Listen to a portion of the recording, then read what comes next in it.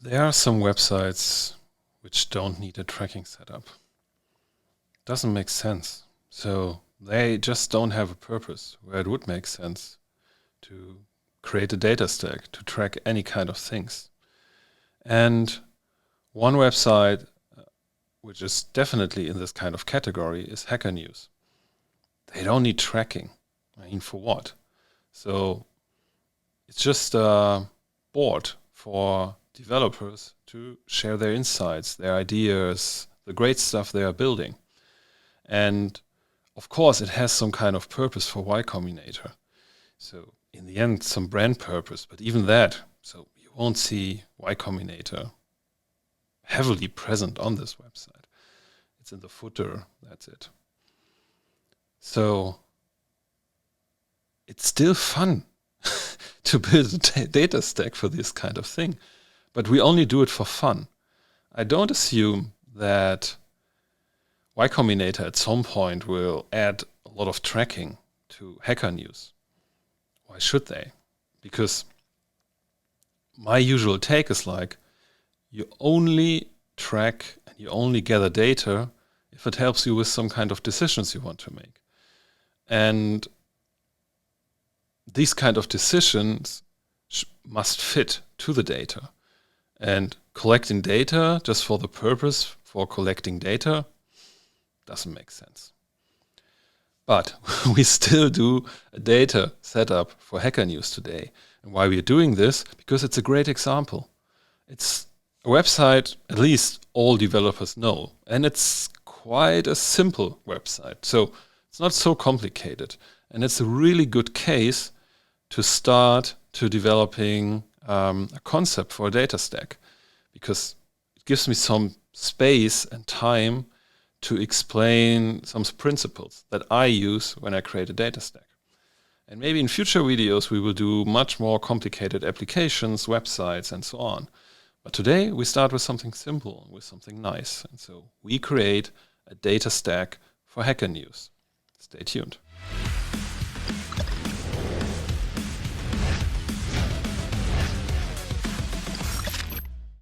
Welcome. So we arrived directly on the Hacker News homepage, and as you can see, this is what makes Hacker News special.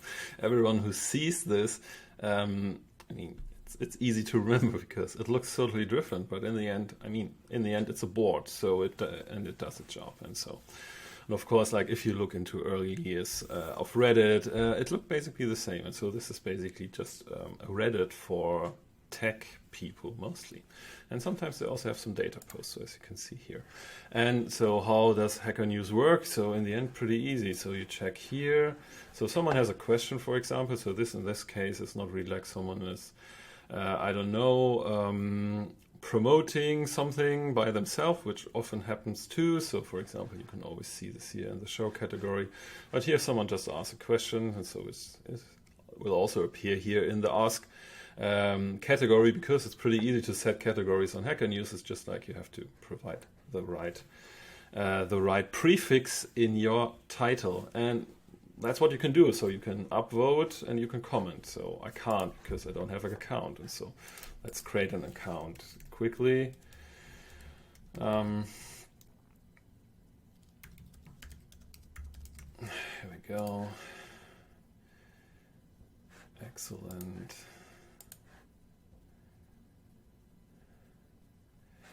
Yeah, so, and oops, I think maybe I can already, at least I can comment now.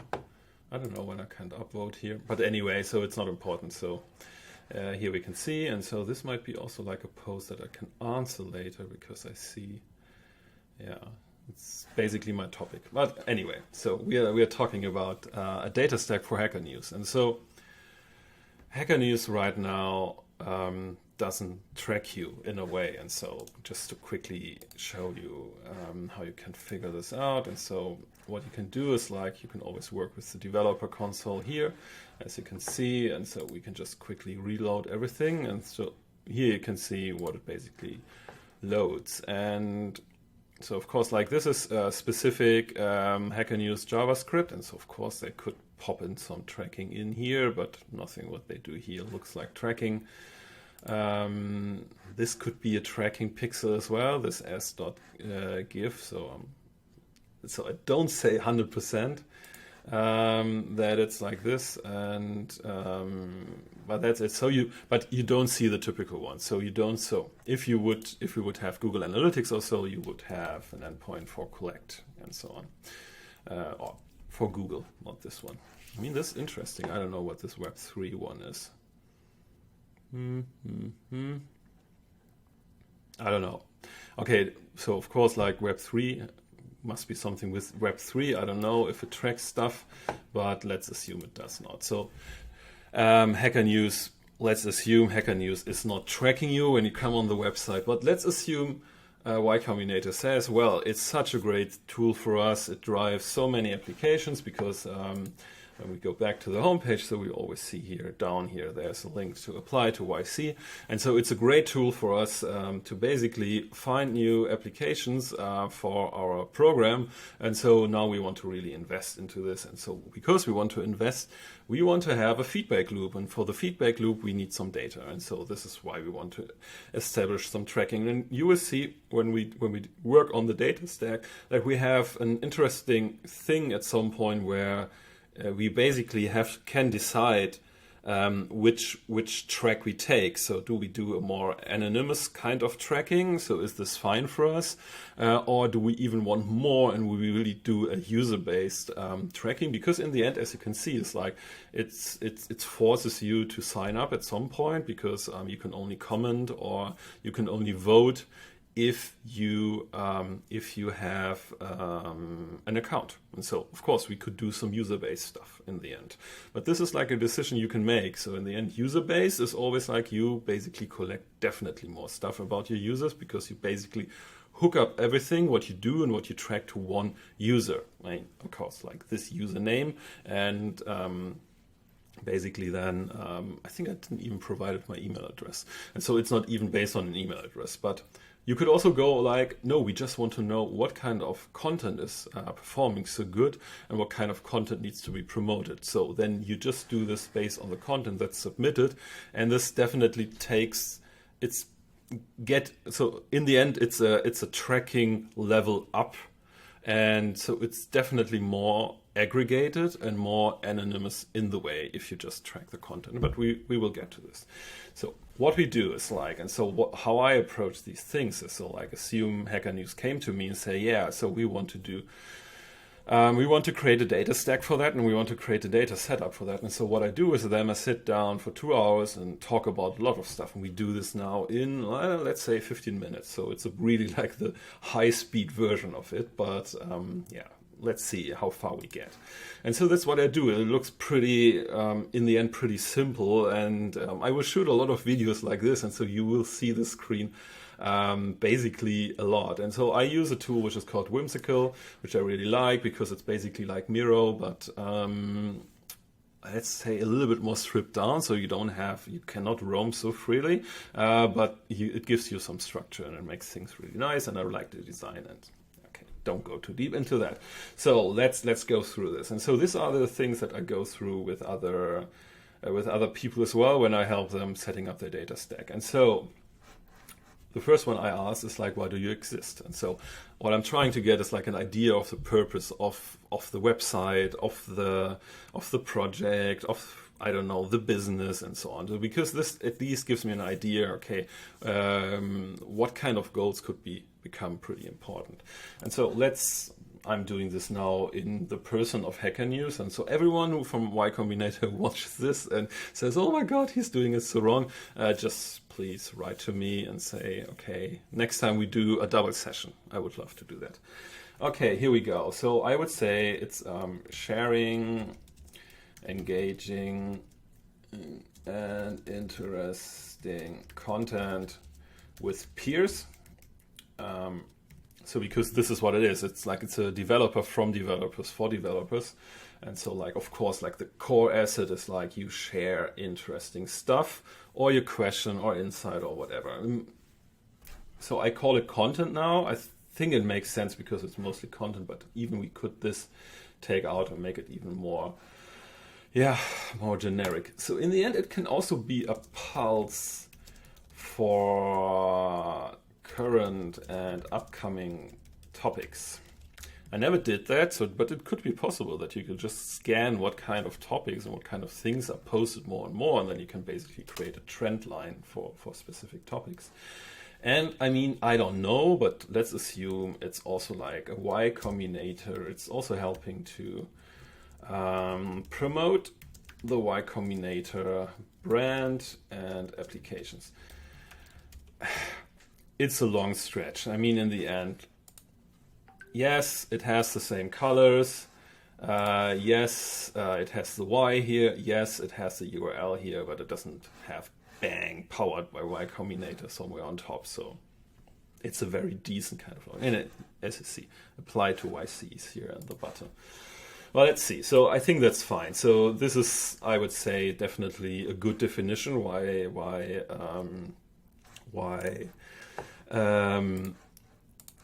Hacker News exists, and I would say this is like the major thing. So in the end, it exists that people have a way to easily share interesting stuff, and of course, like promote their stuff. I mean, promoting on Hacker News was there from the beginning. It's still like something that happens really a lot. That when you have an interesting thing, so I posted this video on Hacker News too. So in the end, that was for promotion.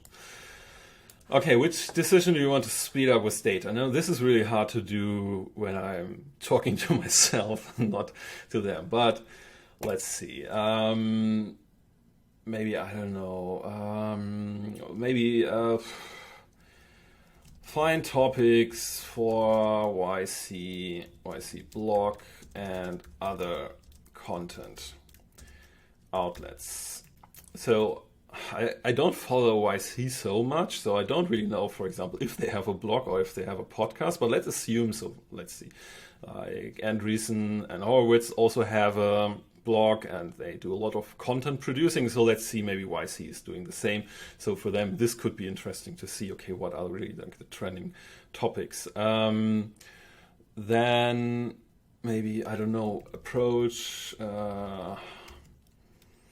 how to approach more people outside of the US. So it could be a strategy that they say, okay, we want in our YC program, we want to get more people outside of the US, and so this could be interesting to see, okay, if they can do this. So as you say, so I'm making this up a little bit, but yeah, so here we go. So current tech stack, yes, they have the website, which I guess is just a simple HTML and JavaScript website as far as I could see, so I did a deep dive into that. And they will have some database, let's say, call it, let's say, backend database. So there was, at least it looked like, there were some requests going out to get some data, so they most likely will also have some kind of API where they pull the data, and so that's what we know. So we didn't saw any kind of tracking stuff, so we assume, okay, they don't have tracking stuff, so we also assume they don't have a data warehouse and so on. So we just assume this. So basic setup, but okay, so a lot of like blogs and so on always have these kind of setup. And now comes the interesting part. And this is really something which I started to do, I would say 12 to 14 months ago.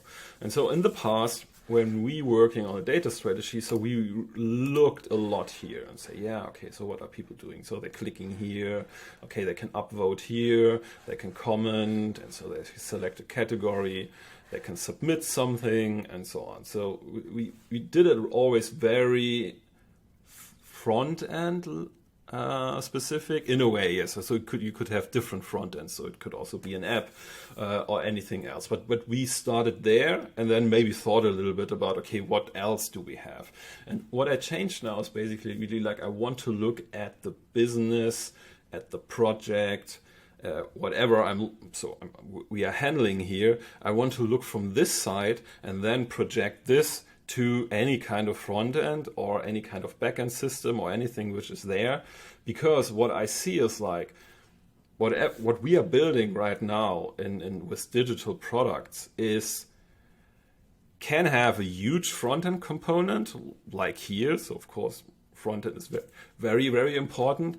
But I also see a lot of applications where front-end basically is 20% of everything. And a lot of stuff is happening in back-end processes, happening in different tools. So for example, in Stripe, or I don't know, in maybe in Slack, because you push a lot of stuff to Slack. So whatever, it can be like the whole setup becomes more complex and it's not really happening in one place anymore.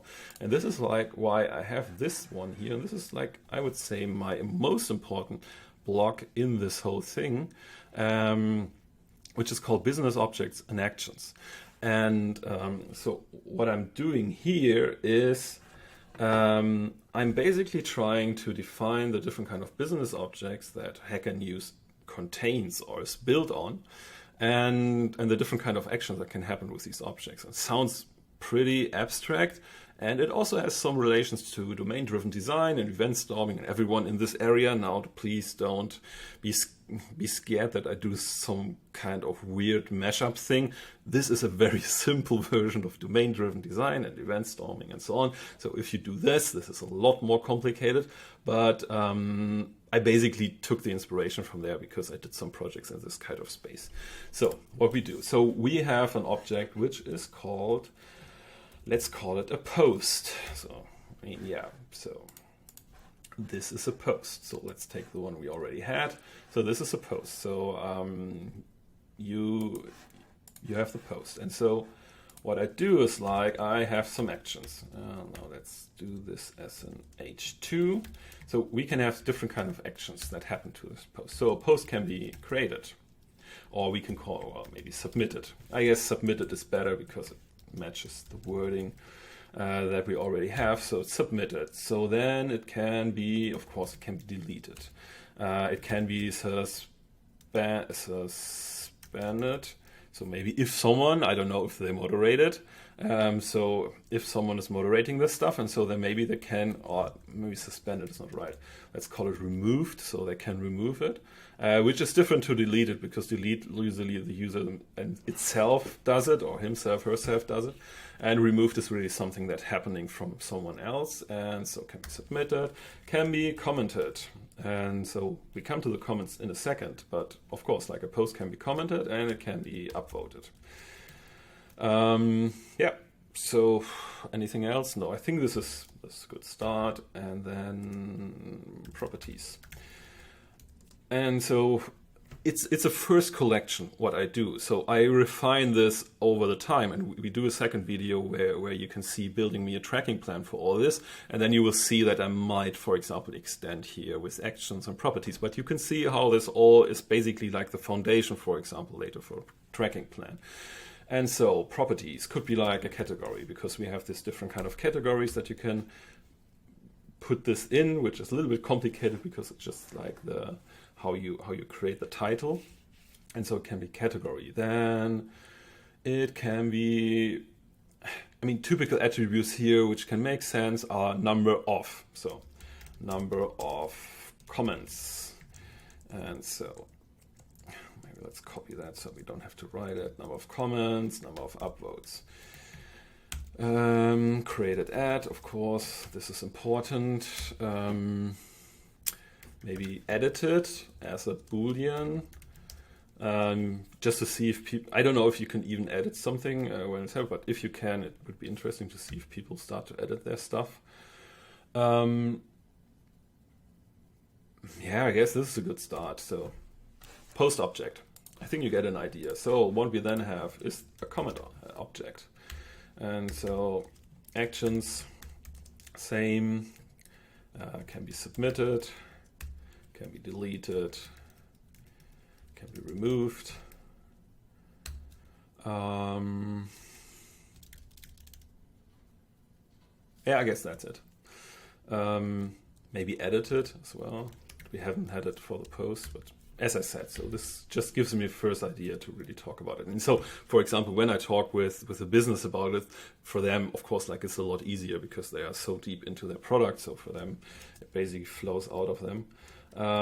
Properties, I mean, so like the post where this comment has happened from. Then maybe if it's in a thread, or like or if it's like maybe an answer to a comment, just that you get an idea, okay, how in the hierarchy it ends up. So is it an original comment, just like added to the thing, or is it an answer to another comment? So we could maybe do this. So this could be also like Boolean in the end. I think you can upvote. Can you upvote? Oops, good question. I guess you can upvote. Yeah, you can. All right. So, oh yeah, then comment voted. Yeah. So number of comments. So I put here as well, because like a comment can have comments, and a number of upvotes. All right. And if we do user tracking, so of course like property would be user. So this is something of course like with the post as well. So let's put it here. So this is a decision we have to make at some point. We will come to this in now. So I would also create a business object with this upvote. And so you can see that it's doubling a little bit. So we have in a post, we have something like commented. We have upvoted. And then we also have a comment submitted. And so in the end, when we, for example, track this can be the same trigger that basically creates then these two events. Why are we doing this? Because for two reasons. I mean, we don't have to do it. We just can do it one time, but it can make sense to do it two times, because first of all, it's easier to read. So we bound it to this business context. And so of course, like when we look into comments and we want to analyze comments, then for us, it's much more important to see how many comments have been submitted. And if we look into a post, maybe we want to see, okay, for a specific post, how much was this post commented on? And of course, like you can come from this to that, and otherwise too, if you have proper shared IDs and so on. But this is basically, we create kind of a shortcut here, but it's not really a shortcut. For me, it's important because it's basically, it helps also like people from the outside to understand this a lot easier, because then they don't really have all these translations. And so for us as data people, we sometimes forget that people don't live in our world. And so for us, it's like, it's clear, yeah, if I have the data here, I can get it here and so on. But for someone who's not working with this every day, it's a lot easier to see, okay, yeah, I have a comment submitted. Well, totally makes sense. So this is the reason why I do this. So I even like when we look later in the tracking plan, you will see that I do this pretty often, that I have events that are triggered with the same trigger, and so maybe triggers 2 or 3 events. Well, it's fine. So nothing against it. And so upvote the same. So we have some actions, and you will see. So I will not go so much into things anymore. So upvote submitted. Let's call it like this. I think upvote remove, not deleted. Maybe. Yeah, let's call it deleted. It's not so good. I don't think that they do moderations on the upvote, but maybe. So let's say maybe they removed something, which could be interesting. So for example, when people were trying really like to hack the system in a way, and so maybe someone then in the backend says, no, plus we remove this could be interesting to see. Because for example, when we build really like a fully event-driven system, then we have to have some kind of consistency to end up with totals, unless we create a separate pipeline for totals, which often is a very good idea too. But if we want to really just adding up events to a total upvote number, then we have something like to removed as well. I mean, we could just do it deleted, but removed then is something different. And yeah, so we don't go into properties now, because I don't want to spend hours here. So you just should get the idea. And so of course, like we have a user. And so this is an important thing, which I at least try to spend a little bit time on, is like, should you do a user? And so, I mean, actions, I mean, user can be created like an account. So we could also call it account, but we now call it user. User can be created. User can be, of course, like deleted. and can be removed. And so maybe a user can log in, logged in, and so like, okay, created basically is signed up. So you could even say returned. Could be interesting to see. So the question about user, and so this is like where I at least spend 2 minutes on it. When you create data setups, one of the decisions you make today is like, it's not like how much data can I get in my setup. It's more like what is my data design, and privacy and handling user data is definitely a part of your design as well. And so you make a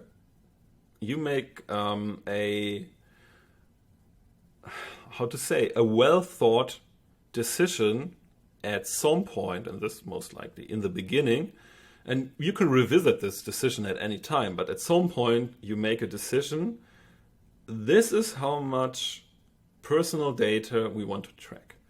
And so, for example, if you know HackerNews, who don't have a tracking at all, and says, well, for us, first of all, we just want to analyze what kind of content performance happening. So they don't even have to implement something on the front end, what you can see. So if we just focus on the content, and so I'm just closing this for now. If you just focus on the content, so posts, upvotes, and so you can solely do this analysis in the database. So, and this is the interesting part when we talk about a data stack. Data stack and tracking doesn't mean that we have to do something on the website. So it can be that, for example, HackerNews already has a data concept for it, and they just work basically on this. And they can also like work on the user as well, because in the end, if a user logs in, this stuff is sent to a backend as well. And so the interesting decision what you can make now is like, how important is the user for you? And so I do this in a little bit different color here. So post, I think, is the important thing, because we said here, yeah, we want to see, okay, what kind of content has been shared and so on. So post is important. User, you have to make a decision. So if you leave out user, you can just do a solely content-based data setup. And this can give you already a lot of insight. So like what kind of content performs well, which kind of things generate upvotes, which kind of things generate discussions. So what are trending topics, what content includes links, which links gets be clicked, and so on. So we even don't have the link here as a business object, which we should add at some point. And so like just focusing on the post, if you just have the goal that you want to analyze your content performance, I would leave out the user. So I would, yeah, I know, it's just watching. I would just leave out the user. So I won't track any kind of user interaction because I don't care. If you want to understand user interaction with all of this, because maybe you want to create a better pipeline of people who are on HackerNews, you want to get them directly into consuming more content from YC and maybe create an application, then user could be interesting, because then you hook up everything under this user. And so you can really see, and we come to this in the user's lifecycle in a second. And so you can really see like, okay, when comes the user for the first time, when maybe it comes back and reads some stuff, and maybe when does it submit, when does she or he submits the first content themselves, and so maybe engaged in this thing. So this is a different perspective, and this is why I'm trying to point this out. This is a important decision for you to make now, and as I said, so you can revisit it. So you can say, no, we just start with content. It's totally fine. We don't need the user. And I think this is something that has changed now compared to the past. In the past, we were like, yeah, let's get everything we get. So whatever we can track, we track. And I think what is better is like that we make conscious decisions about what are we trying to optimize what kind of decisions we want to do or what we want to make at the moment and where we want to have the data for, which then helps us to define what kind of data we track. And so, for example, I can now say, now content is totally fine, so I'll leave out the user. And so let's move on. So we have something which is called user lifecycles, because I often do this in setups where the user is important. But in that case, for example, we can also call it content lifecycle. We create two lifecycles. And so user lifecycle, I mean, it's pretty easy. So user, let's say first visit. This is sometimes hard to track, but we can put it in there. Let's maybe just put it in, make it optional if we can really do the first. So because tracking first is sometimes a hard tracking issue with cookies and so on. So then maybe user returns if this is possible. Then I don't know, user has consumed 10 posts. So that you track this. And then user submits first content, because this is like an important step for you in the journey, that someone who was a reader before becomes a creator. So huge thing. And we forgot something which might be even before. User creates an account, because this is most likely happening before that. Maybe here. And user engages with content, so like upvotes or comments. There we go. So I guess this is also like before. Nah, come on. Yeah, I want to move you here. Okay, submits first content, and then user regularly posts content. I don't know, 2 times a month. So as you can see, so you can make this up. So you define how your life cycle looks like, and you can even have something like user becomes a VIP user, and definition TBC or TBD, because this can change over time, but it totally makes sense to create this, especially like these end stages of a user, to make a first assumption how you want to define it. Because the cool thing is like these are basically segments. And so you basically then later in tracking can see these segments and you can see how they build up. And so this will be pretty big, this will be smaller, smaller, smaller, smaller, smaller, smaller until here. But you can really see how people are moving through this life cycle. So this makes it really interesting. And I mean, so for example, we could now do this, and we can then, for example, here, let's do it here and just do the content lifecycle here, just that you get an idea. So this is not something that you really just have to do. Oh, this is complicated. That you really just have to do a user lifecycle. So lifecycle can be on anything. So it can be product lifecycle, content lifecycle, feature lifecycle, whatever. So feature lifecycle, for example, is a very important thing in product analytics that sometimes is really forgotten, like that people can basically grow into a feature and so on. Okay, so here we go. So content lifecycle, content submitted.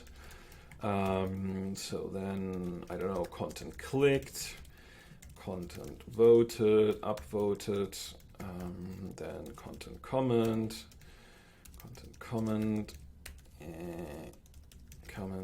content featured. So content lands on homepage or category homepage. Sorry, because this could happen when content lands on homepage.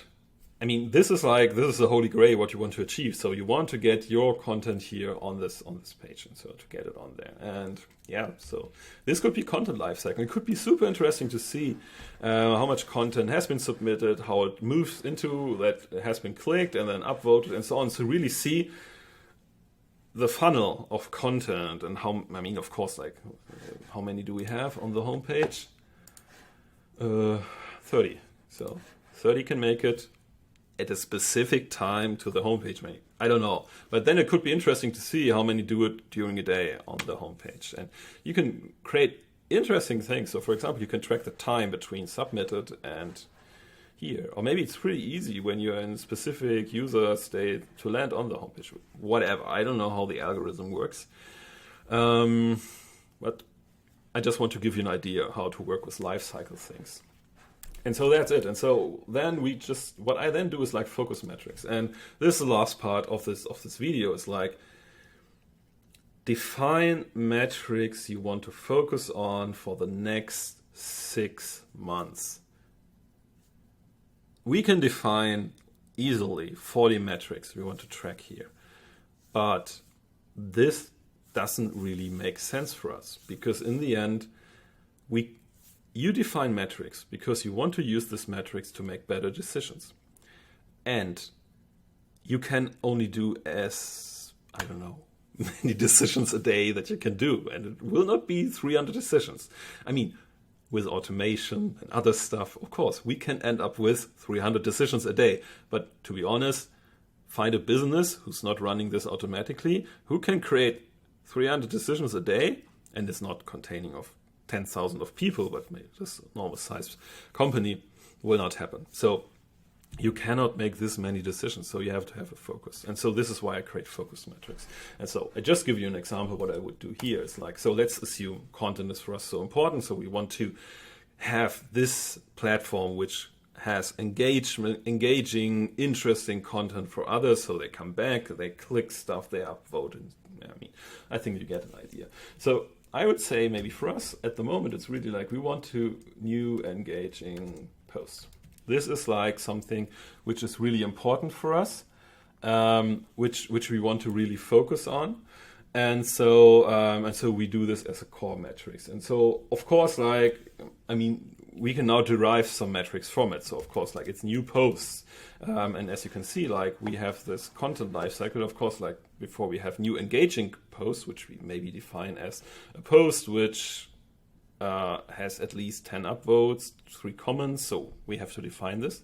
Of course, we need to have new posts. And then, of course, like we have to have upvote conversion rate for this post, and also maybe comment conversion rate for this post, so that we can make it easier from the product to make it up, or maybe we don't make it easy because we really want to classify this. So this are different kind of decisions we can make, and here you can already see this is all this kind of discussion. So you have to have a lot of discussions about these things, because this then makes it easier for you to define metrics in the end. And so it's a conversation that you have. Of course, you also need visits for that, so that people can comment, upvote, and do stuff. And so, what else? So I made a list before, so let me just see what I have here. No, I think that's it. So this could, for example, this could be our focus metrics. Totally fine. So we do this for the next 3 months. And what we want to do is we want to increase this. So this is it's not really an up button now. Okay, let's say plus. We want to increase this focus metric. We want to increase this. And this is all the things we basically work with. So we want maybe increase visits. We want to increase comments, we want to increase the conversion rates for comments and upvotes, and we want to, of course, we want to get new posts.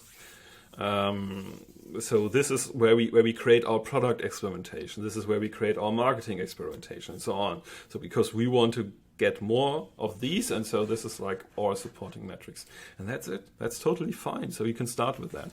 So of course, then someone asks, oh, okay, how many page impressions this specific topic gets. I don't say that it's not important, but it's not important in your generic reporting. So that's what I do. And so just to see what I usually then do when we do the 2 hours, and we just did it 30 minutes. It's we, of course, when we have more metric ideas, we put them in the backlog, and then we might define different kind of funnels. So sign up funnels, feature funnels, usage funnels, whatever. We define different kind of segments we want to apply on these funnels and so on. So the segments already we can derive, for example, from the user lifecycle or the content lifecycles and so on. And then also like we look into cohorts if user and user retention is an important thing for us. So we don't do this today. We might do this in some point in the future. I don't know. But this maybe makes the video pretty long, and we already have 37 minutes. And so I think it's a good time to end this. But important, if you want to see how this continues, you have to subscribe to this channel. Just because the next episode will be, I will create a tracking plan based on all this we just defined. And so if you want to see how to create a great tracking plan, well, then check out this channel in the next 1 or 2 weeks where we basically do that. So that's it. Thanks for watching. Thanks for keeping the time. I'm still trying maybe to get this down to 20 minutes, but this is my first one. This is a good start. I think 38 is fine. Just let me know. Put it in the comments. Is it too long? Should it be shorter? Is it boring? I mean, if it's boring, you won't have saw that. But any kind of feedback is always super welcome. Thank you very much.